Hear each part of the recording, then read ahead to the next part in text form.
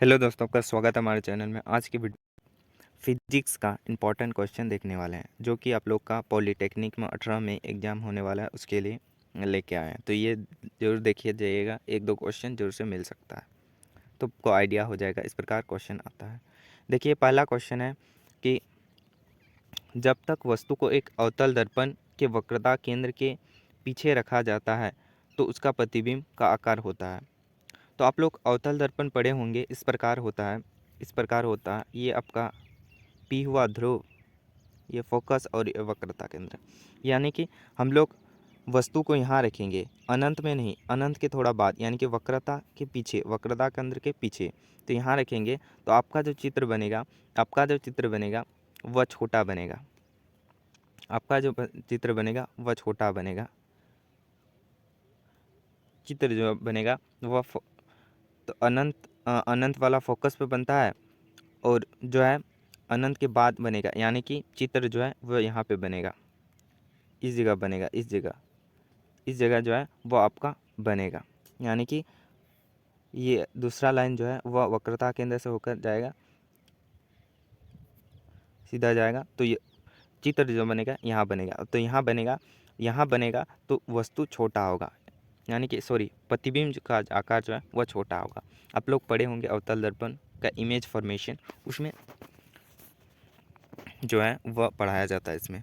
अगला क्वेश्चन की ओर बढ़ते हैं कि एक अवतल दर्पण के प्रधान फोकस से गुजरती हुई किरण परावर्तन के बाद, तो परावर्तन के बाद जो होता है, जब कोई अवतल दर्पण जो है वो फोकस से गुजरती है, यानी कि ये फोकस से गुजरा, ये फोकस से, ये लाइन फोकस से गुजरा, तो आपका जो है प्रधान अक्ष के जो है वह समांतर हो जाता है, प्रधान अक्ष के समांतर हो जाता है। तो इसमें खोजिए प्रधान अक्ष के समांतर जो है वो आपका सी नंबर पर प्रधान अक्ष के समांतर हो जाता है, यानी कि सी नंबर का राइट आंसर हो जाएगा। अगला नंबर क्वेश्चन की ओर बढ़ते हैं। अगला नंबर 53 नंबर क्वेश्चन की ओर बढ़ते हैं। देखिए, पदार्थों की निम्नलिखित सूची में पूर्ण और अपवर्तनांक का अधिकतम मान, यानी कि देखिए इंग्लिश में बात करें, the larger value of absolute refractive index in the following list of material. इनमें से कौन है पूर्ण एब्सोल्यूट रिफ्रैक्टिव इंडेक्स, यानी कि पूर्ण अपवर्तनांक। तो हीरा जो है वह सबसे ज़्यादा अपवर्तनांक है, पूर्ण अपवर्तनांक है। तो डी नंबर इसका राइट आंसर हो जाएगा। अगला क्वेश्चन की ओर बढ़ते हैं।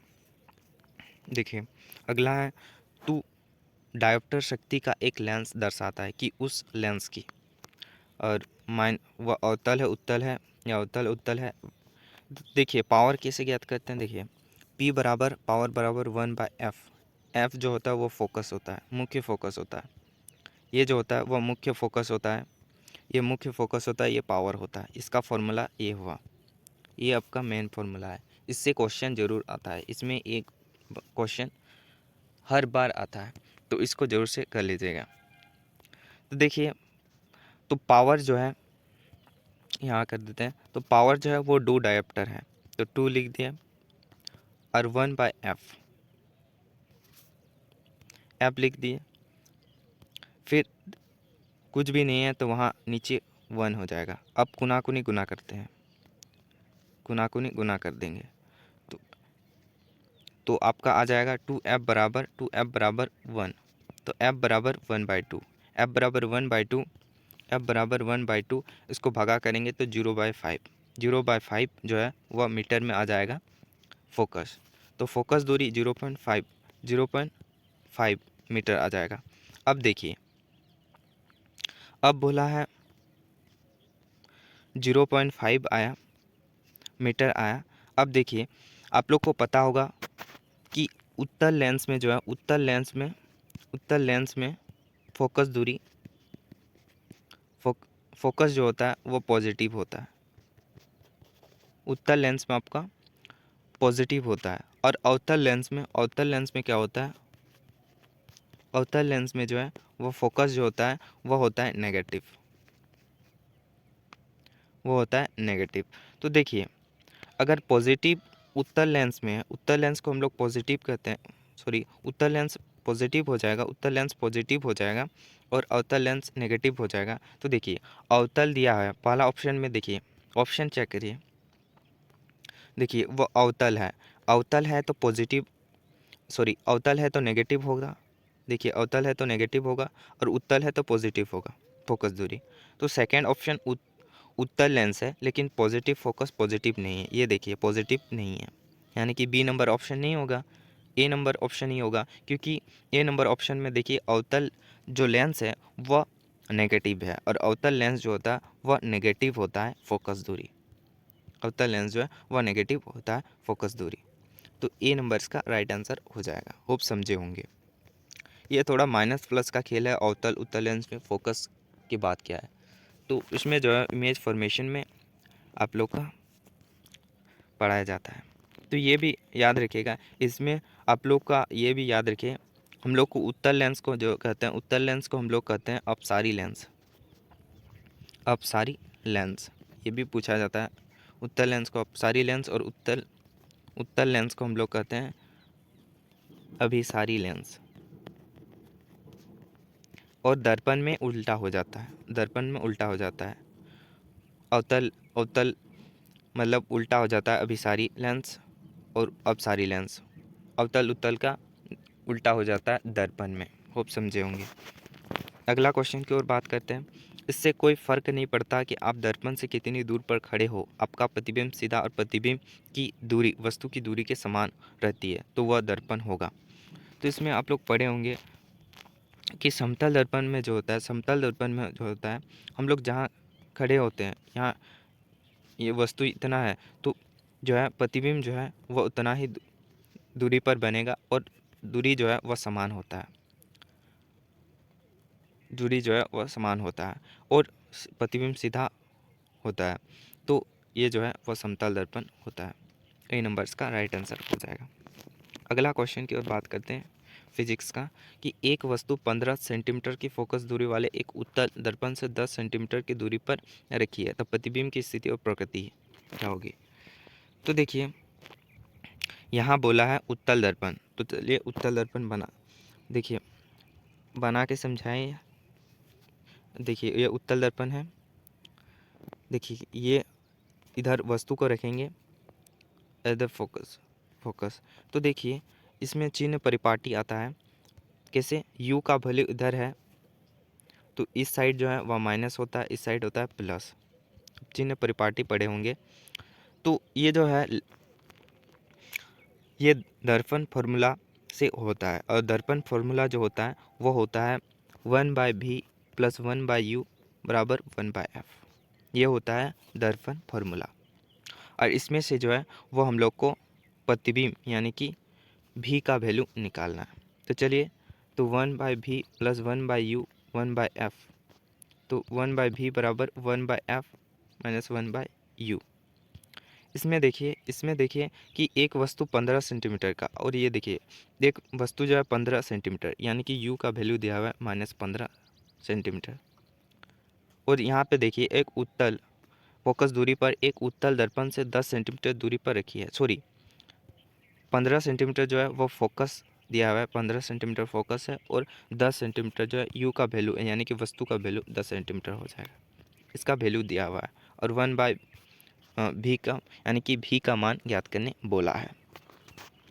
तो चलिए फोकस 15 हो जाएगा +15 और u का वैल्यू -10 सेंटीमीटर हो जाएगा। तो वही फॉर्मूला 1/v = 1/f 1/u होता है।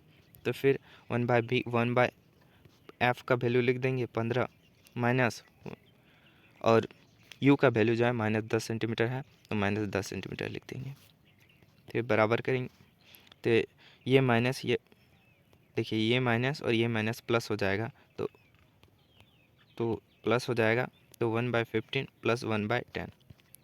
इसको 1/15 + 1/10, तो ये आपका हो जाएगा 1/v = 1/15, और 15 और 10 का एलसीएम लेंगे तो 5 3 15 5 दूनी 10, यानी कि 15 15 दूनी 30। इसका जो है वह एलसीएम जो है वह 30 आएगा। 30 आएगा 1/v, फिर 15 दूगुने 30 और 10 3 3, यानी कि 5/30। 5/30 यानी कि 5 1 5 5 दूगुने 6, यानी कि काटेंगे 5 से तो 1/6। तो 1/v का वैल्यू 1/6 आया। तो भी को कुना-कुनी गुना कर देंगे, इसमें कुना-कुनी गुना कर देंगे तो भी बराबर 6 आ जाएगा। तो 6 सेंटीमीटर जो है वह प्रतिबिंब की स्थिति है। तो प्रतिबिंब की स्थिति 6 सेंटीमीटर निकल गया, ये दोनों ऑप्शन में आएगा। अब देखिए, अब अब बोला गया है अब बोला गया है ये जो है वह प्रकृति क्या होगा। तो उत्तल दर्पण में क्या होता है, उत्तल दर्पण में आप लोग को पता होगा, उत्तल दर्पण में जो है वह प्रतिबिंब जो होता है वह होता है आभासी, आभासी और सीधा होता है।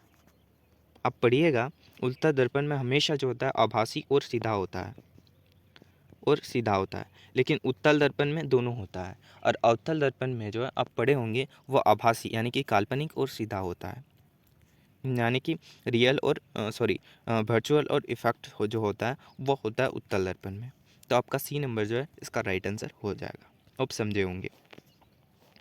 अगला क्वेश्चन की ओर बात करते हैं। अगला क्वेश्चन है, देखिए कि मानव नेत्र अपने लेंस की फोकस दूरी को समायोजित करते हुए विभिन्न दूरियों पर वस्तुओं को देख सकता है, वह यह डैश का कारण होता है। तो ये जो है संयोजन क्षमता के कारण जो है हम लोग जो है वह फोकस दूरी को मतलब अपने अनुसार जो है विभिन्न दूरियों को देख सकते हैं और संयोजित कर सकते हैं।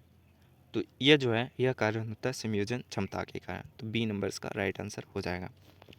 अगला नंबर क्वेश्चन की ओर बढ़ते हैं। अगला नंबर क्वेश्चन देखिए, 10 वोल्ट के विभवांतर वाले दो बिंदुओं के यहाँ बीच होगा, यहाँ बीच हो जाएगा, बीच 5 कूलम के एक आवेश को ले जाने में किया गया कार्य।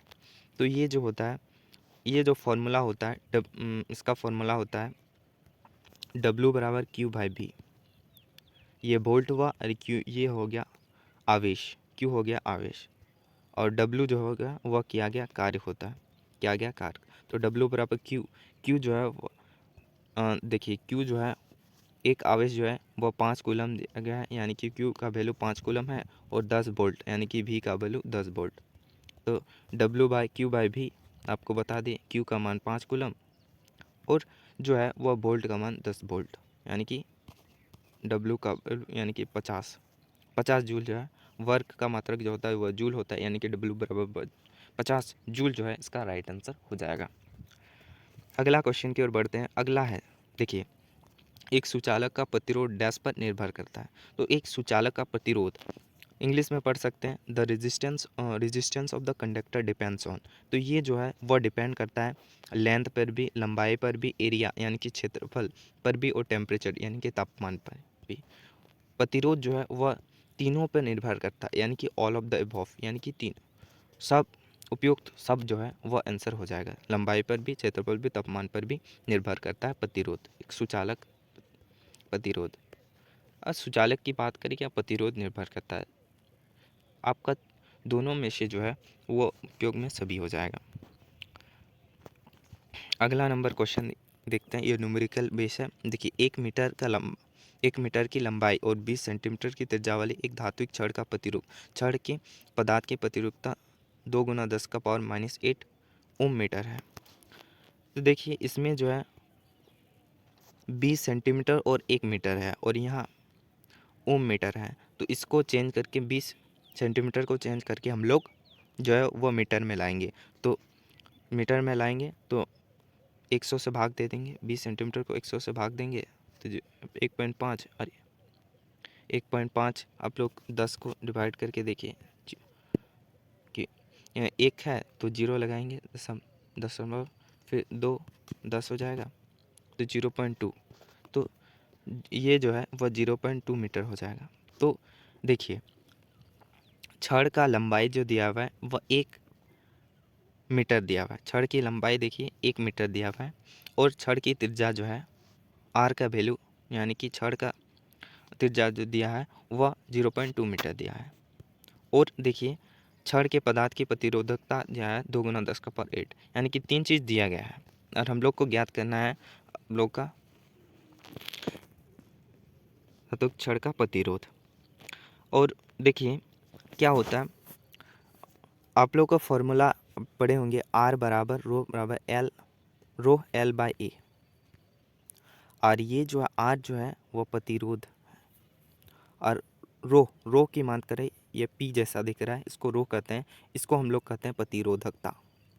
जो कि इसका मान दिया गया है, प्रश्न में दिया गया है।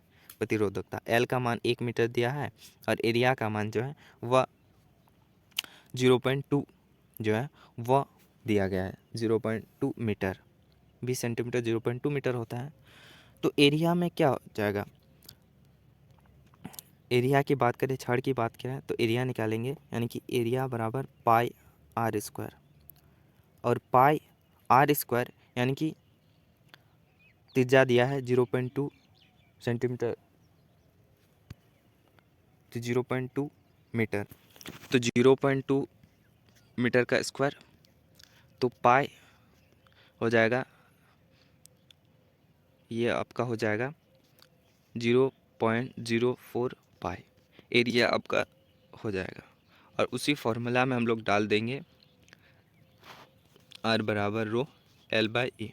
होप समझ रहे होंगे, नहीं समझे तो ज़रूर से कमेंट में बताएगा, एक बार ज़रूर से बता देंगे लिख करके।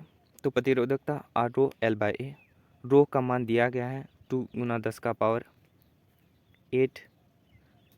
ओम मीटर, मात्रक नहीं लिखते हैं। फिर देखिए एल लंबाई 1 मीटर दिया है, तो 1 मीटर, और एरिया जो है वह 0.04 पाई जो है वह आपका एरिया हो जाएगा। अब क्या करना है, देखिए 2 से कट जाएगा, 0.04 काटेंगे तो 0.02 आ जाएगा। अब ये जो है दशमलव हटाएंगे तो 2 को 0 ऊपर में आ जाएगा, अलग रंग से कर देते हैं। अगर ये दशमलव हटाएंगे तो 2 को 0 ऊपर में चल जाएगा, दूसरा 2 को 0 ऊपर में चल जाएगा। अब देखिए तो आपका जो है तो 2 आंसर में देखिए पाई आ जाएगा, नीचे में पाई आगे लिख दिए थे 2 × 10⁸, ये कट जाएगा, यानी कि कट जाने के बाद आपका 2 × 10⁸ था, 2 कट जाएगा, यानी कि 1 × 10⁻⁸ हो जाएगा, और ऊपर में 100 और पाई बाय 2 पाई था। अब 2 से काटेंगे 100 को 50 हो जाएगा, यानी कि 5, यानी कि 5 पाई बराबर 5 पाई बराबर 0, 10⁻⁸ और 10⁻1 0 प्लस 1, यानी कि 5 पाई बराबर 10⁻7 आ रहा है। 5 पाई बराबर 10⁻7 आ रहा है, कहीं गलती किए हैं, इस प्रकार ही आप हो जाएगा। ये आंसर थोड़ा गलत दिया हुआ है, यहाँ 7 पाई ओम हो जाएगा उसके अनुसार, तो आपका सी नंबर इसका राइट आंसर हो जाएगा, मतलब -6 तो -7 ओम हो जाएगा। ये थोड़ा मिस्टेक है, अब उसी फॉर्मूला में होगा, अब देख लीजिएगा, अब करके दीजिएगा, उसी फॉर्मूला में होगा। तो आज का वीडियो बहुत ज़्यादा हो गया, 20 मिनट के लगभग हो गया। अगली वीडियो में डिस्कस करते हैं ये सब क्वेश्चन, या डिस्कस कर लेते हैं। देखिए कि R1 R2 क्या होता है, और R1 R2 का मान दिया हुआ है 5 ओम, R2 20 ओम, R3 30 ओम, R4 20 ओम, R5 60 ओम। तो ये आप लोग का श्रेणी क्रम पाठ्यक्रम में है, पैरेलल में 1/R बराबर 1/R1 प्लस 1/R2 लीजिएगा, और दूसरा में लिखिएगा 1/R2 बराबर 1/R3 plus 1/R4 plus 1/R5।